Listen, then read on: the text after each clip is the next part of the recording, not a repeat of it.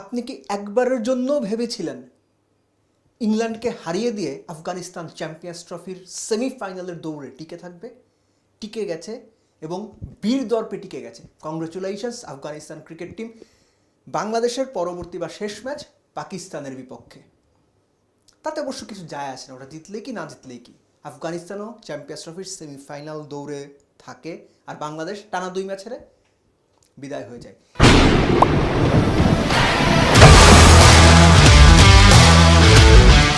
Anyways, Afghanistan ইংল্যান্ডের ম্যাচটা যদি আপনি দেখে থাকেন, নেইল বাইটিং ফিনিশ।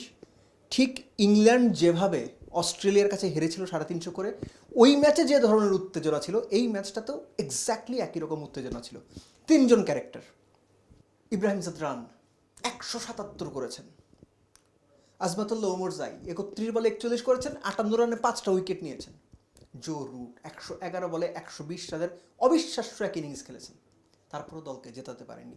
এই যে এতগুলো পারফরমেন্স ডিফাইন করে যে একটা ম্যাচ কতটুকু নেইল বাইটিং হয়েছে, কতটুকু ক্রাঞ্চ ছিল, এবং ম্যাচের পরতে কীভাবে মোমেন্টাম শিফট হয়েছে। আফগানিস্তানের ব্যাটিংয়ের দিকে যদি আপনি তাকান, 37 রানে 3 উইকেট হারিয়ে ফেলার পর একটা চমৎকার পার্টনারশিপ হলো হাশমতুল্লাহ শাহিদি এবং ইব্রাহিম জাদরানের মধ্যে। 103 রানের পার্টনারশিপ, সম্ভবত 123-24 বলে। ইন্টারেস্টিং পার্টটা হচ্ছে 30তম ওভারে তাদের রান ছিল 143, 4 উইকেটে। হাশমতুল্লাহ শাহিদি যখন আউট হলেন তখন স্বাভাবিকভাবে আমাদের দেশের প্লেয়ার ওই সিচুয়েশনে কী করে, আসে 10 বলে 3 করে, 20 বলে 8 করে। কিন্তু ওমরজাই সেই দিকে যাননি। 31 বলে 41 রানের একটা দারুণ কার্যকরী ইনিংস খেলেছেন, জাদরানকে সাপোর্ট দিয়েছেন দুজনে মিলে। যদি ভুল না করি 62 বলে বা 63 বলে 72 রানের পার্টনারশিপ গড়েছেন। ম্যাচের মোমেন্টাম ওখান থেকে চেঞ্জ হয়েছে। খেয়াল করেন, 30 ওভার 143 ছিল, ওই জায়গা থেকে ম্যাচের মোমেন্টাম চেঞ্জ করার জন্য কুইক রান তোলা দরকার ছিল। এক্স্যাক্টলি সেটাই তারা করেছেন। ডট বল খেলতে যাননি, অ্যাঙ্কর রোল প্লে করতে যাননি, সেট হতে যাননি, যেটা আমাদের মুশফিক রিয়াদরা করেন, নিয়মিত করেন। লাস্টলি ওই যে ফ্লো চলে এলো, এরপরের পার্টনারশিপ, 6ষ্ঠ উইকেট পার্টনারশিপে 55 বলে 111 করেছে মোহাম্মদ নবী এবং ইব্রাহিম জাদরান। যেটা বলছিলাম, 177 করেছেন ইব্রাহিম জাদরান। শেষ 10 ওভারে আফগানিস্তান রান তুলেছে বোধহয় 112-13। 325 যখন বোর্ডে, সেটা চার্জ করা খুব ডিফিকাল্ট।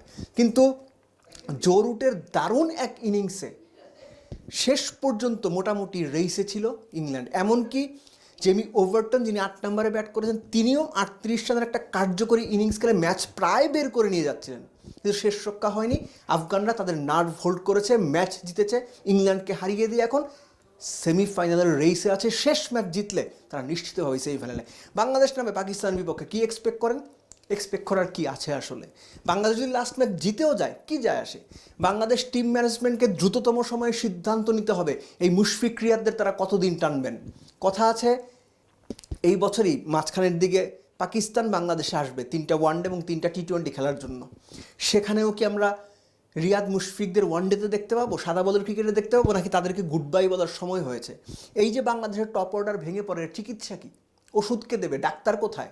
বাংলাদেশ ক্রিকেটের ভয়াবহ অবস্থা। অনেকে বলেন বাংলাদেশ ক্রিকেট কয়দিন পর জিম্বাবুয়ে ক্রিকেট হয়ে যাবে, সেটা হবে কিনা আমি জানি না, কিন্তু রিয়েলিটি হচ্ছে বাংলাদেশ ক্রিকেট আস্তে আস্তে পেছনের দিকেই যাচ্ছে। আস্তে আস্তে গর্তে তাদের কিংবা চোরাবালিতে তাদের পা ডুবে যাচ্ছে। বাংলাদেশ ক্রিকেট বোর্ড কর্তারা সেটা বুঝতে পারছেন কিনা জানি না, কিন্তু বাংলাদেশের গণমাধ্যম এবং সাধারণ ক্রিকেট দর্শক সেটা খুব ভালো বুঝতে পারছেন। এই কারণে পাকিস্তান ম্যাচে বাংলাদেশ জিতুক হারুক, তাতে বাংলাদেশ ক্রিকেটের বাজে সিস্টেম, বাংলাদেশ ক্রিকেটারদের সামর্থ্যের ঘাটতি, কিংবা সময় মতো ভেঙে পড়া কিংবা পারফর্ম করতে না পারা, এর কোনো কিছু বদলাবে না। পাকিস্তানকে যদি বাংলাদেশ 200 রানের ব্যবধানেও হারায়, তাতেও কিছু যায় আসে না। পাকিস্তানের বিপক্ষে যদি বাংলাদেশ 10 উইকেটে যেতে, তাতেও কিছু যায় আসে না। একটা জয়ই শুধুমাত্র বাংলাদেশ ক্রিকেটের এন্টায়ার সিস্টেমের মধ্যে ঘুণ ধরেছে, সেই ঘুণ পরিষ্কার করা জরুরি।